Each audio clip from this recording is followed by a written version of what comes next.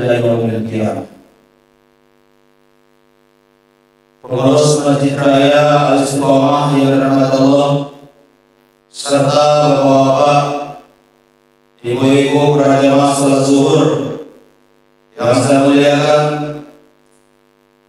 marilah kita senantiasa bersyukur kepada Allah Subhanahu wa taala atas limpah rahmat dan hidayahnya sampai siang ini. Alhamdulillah kita masih diberikan badan yang sehat, umur yang panjang. Itu semua tidak lepas dari rezeki Allah Subhanahu wa taala. Salawat dan salam marilah selalu kita curahkan pada arwah baginda Rasulullah sallallahu alaihi wasallam. Allahumma shalli ala sayyidina Muhammad wa ala ali sayyidina Muhammad. Bapak Ibu para jamaah yang dirahmati Allah, pada siang ini saya akan menyampaikan yaitu menyangkut tentang ahkam Islam, yaitu hukum Islam. Di dalam masyarakat kita, bahkan daerah kita, kalau berbicara masalah hukum tidak asing lagi bagi kita. Sering kita dengar orang menyebutkan bahwa ada namanya hukum 13 pilih. Yang pertama yaitu hukum adat, yang kedua hukum pemerintah, yang ketiga hukum agama, hukum syara. Bahwa berbicara masalah hukum adat, ada berdasarkan syarat berdasarkan kitabullah, syarat mengatakan adat memakai. Itu terkadang terjadi perubahan. Kemudian juga menyangkut dengan hukum pemerintah, hukum yang sudah ditetapkan oleh undang-undang pemerintah kita Republik Indonesia. Itu juga bisa berubah karena itu adalah perbuatan manusia.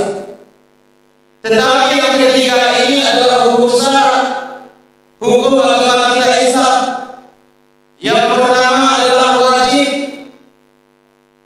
Wajib artinya bila kita kerjakan berpahala, kita tinggalkan berdosa. Artinya kalau kita mengerjakannya kita akan memperoleh pahala. Kalau kita meninggalkannya kita akan mendapatkan dosa. Ada ganjaran kalau kita meninggalkan. Contoh misalkan, tak asing lagi bagi kita sholat 5 waktu, puasa bulan Ramadan, banyak perkara wajib yang lainnya. Artinya kalau memang itu sudah kewajiban bagi kita, berarti merupakan kebutuhan bagi kita. Sama dengan sholat. Sholat ini jadikan kebutuhan bagi kita apa? Kalau hanya sebatas kewajiban, lakukan selesai. Artinya apa? Sekedar melakukan supaya sholat kita benar, bagaimana caranya, sempurna bagaimana caranya, tentu kita mesti tahu.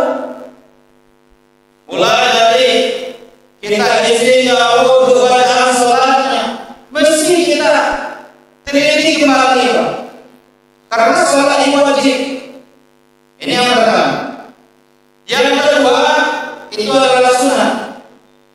Sunnah bila dikerjakan berpahala, bila ditinggalkan tidak berdosa.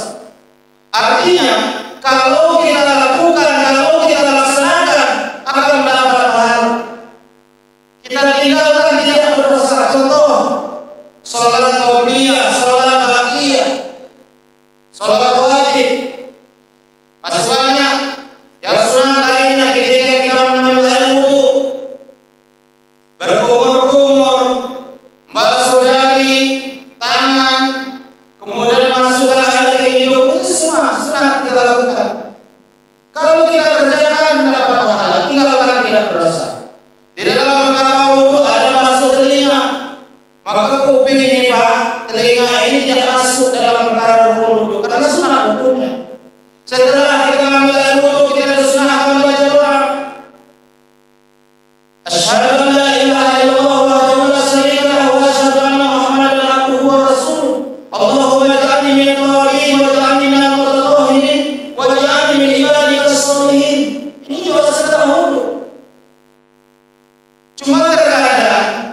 Ada sebagian jemaah kita setelah Nabi air wudu ngadap kiblat dia baca cuma 25 syahadat. Ada kiblat asyhadu la ilaha illallah asyhadu anna muhammadar rasulullah. Cuma 25 syahadat yang baca doa ada. Memang ada syahadat di dalam doa itu memang ada. Tapi tidak membaca 25 syahadat saja. Bapak Ibu jemaah salat yang dirahmati Allah. Yang ketiga haram. Bila kita kerjakan dalam dosa kita tinggalkan berpahala. Artinya kalau kita melakukan perbuatan yang haram ada dosa di sebalik itu. Contoh kecil saja, maling misalnya, ngambil hak orang, ngambil punya orang, bahkan sesegi makanan mungkin. Allah berfirman dalam Al-Quran, A'udzubillahi minasyaitonir rajim, Bismillahirrahmanirrahim. Ya ayyuhalladzina amanu bima fil ardi halalan thayyiban. Hai orang-orang yang beriman, makanlah apa yang ada di bumi yang halal dan yang baik. Artinya apa? Tidak cukup hanya halal, kita mesti baik juga. Kita makanan yang halal kita beli di salah satu kita minta dari saudara kita. Tetapi yang kita beli ini haram.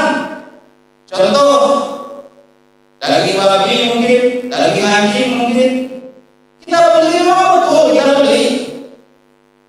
Tapi jenis yang kita beli, barang yang kita beli itu haram.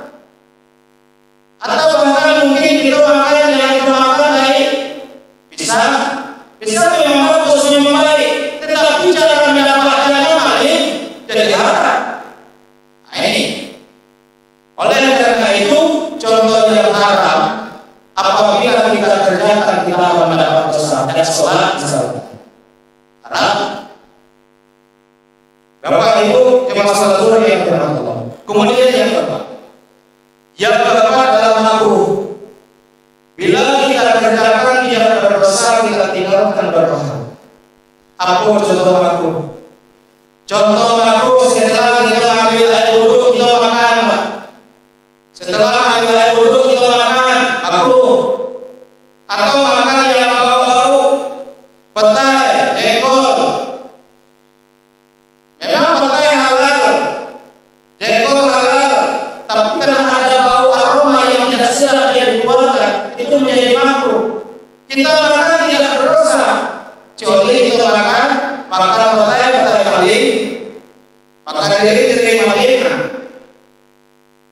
Jadi apalagi kita sholat, maka di dalam kita ambil air wudu itu kita suruh kumur-kumur, mungkin ada sisa makanan yang nempel di gigi itu. Sudah makan petai kita langsung sholat berjamaah belum?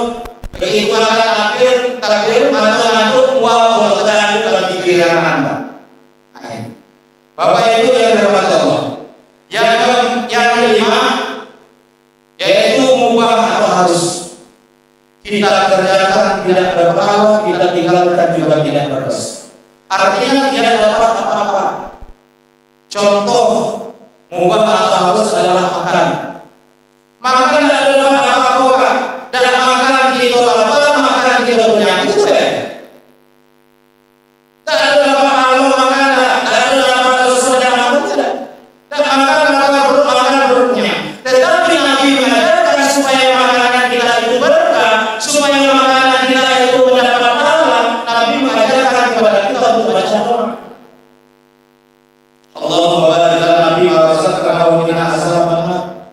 Tetapi mohon maaf Pak, doa makan ini anak TK yang banyak hafal Pak.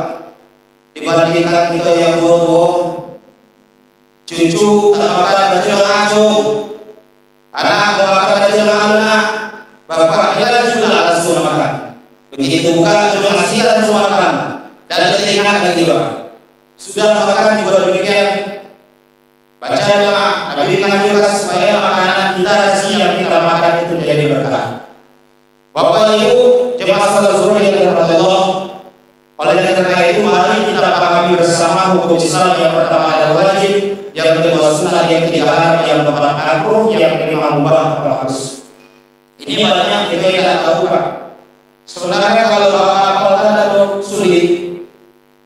Contoh misalkan hukum Islam lima, satu wajib, dua sunat, tiga haram, empat makruh, lima mubah atau harus. Kalau dihafalkan seolah-olah, yang penting ada niat untuk mengetahui daripada hukum-hukum Islam ini.